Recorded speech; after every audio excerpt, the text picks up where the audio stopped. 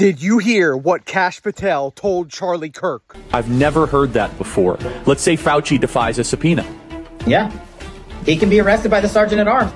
Are people gonna get arrested? Let's talk about it. Real quick, let me set some context here. So we have the legislative branch. That's Congress, the House of Reps and the Senate, and they put bills forth to see if they could turn into laws. We have the executive branch, which is the president. He could veto these bills so that they don't turn into laws, or he could sign those bills into becoming laws. When they become laws, we have the judicial branch, which is the court system, which upholds those laws and holds people accountable when they violate those laws. We also have a bunch of different departments, like the Department of Justice, that feature governmental officials. Now, what happens when one of these governmental officials do something wrong or are accused of doing something wrong? Like, how do we hold them accountable? Well, one thing that happens is a congressional hearing where these governmental officials have to go to this hearing to be questioned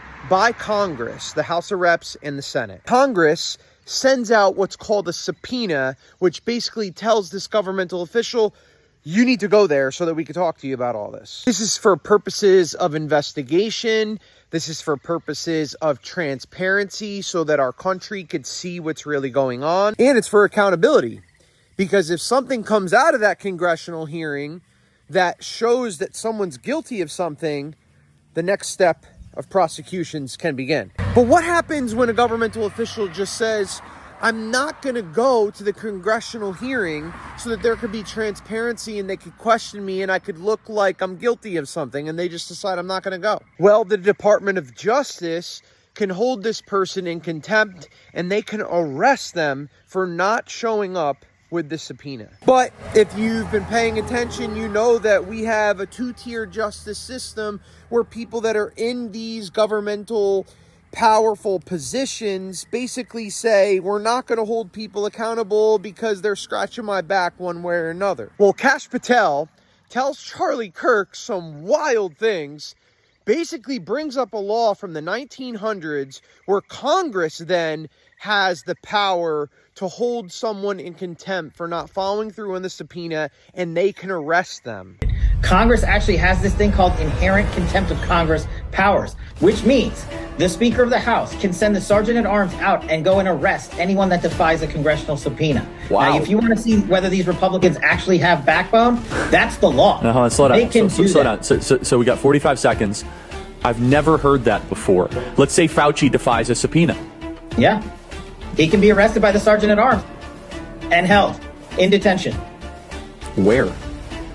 Well, there are jail cells at the bottom of the Capitol building. People don't know that, but they're there. You're blowing my mind, KASH. You got my mind thinking here. People say they're never get arrested. We'll see. I did not know that.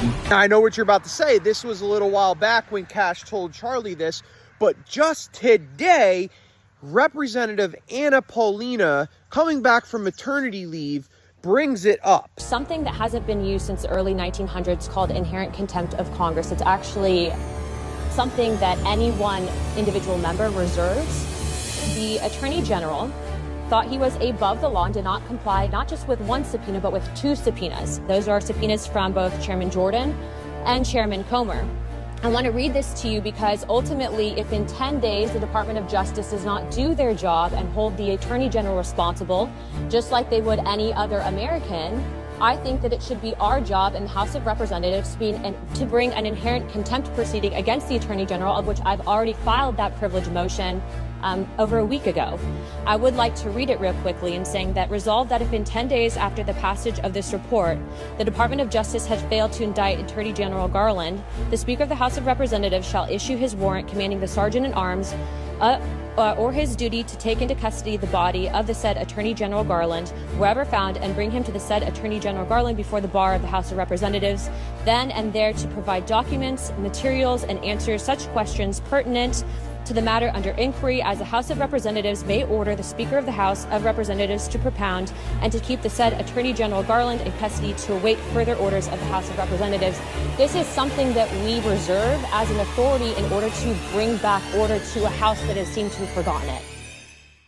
This is all very juicy stuff, because the Attorney General, who's in the Department of Justice, has ignored 2 subpoenas so far.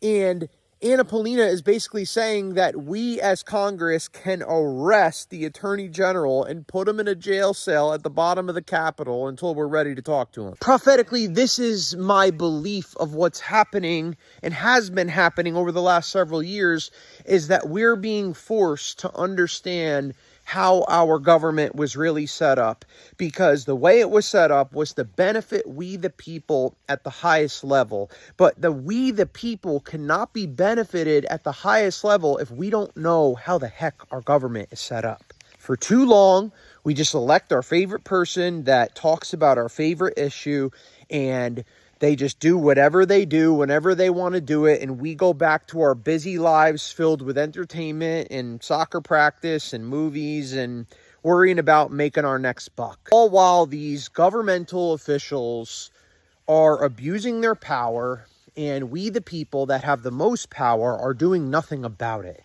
Well, we're learning now.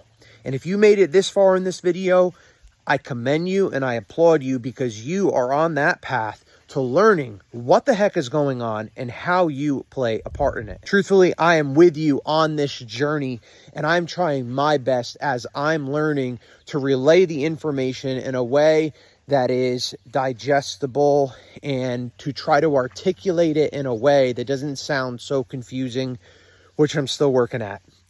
Anyway, God bless you and have a good day.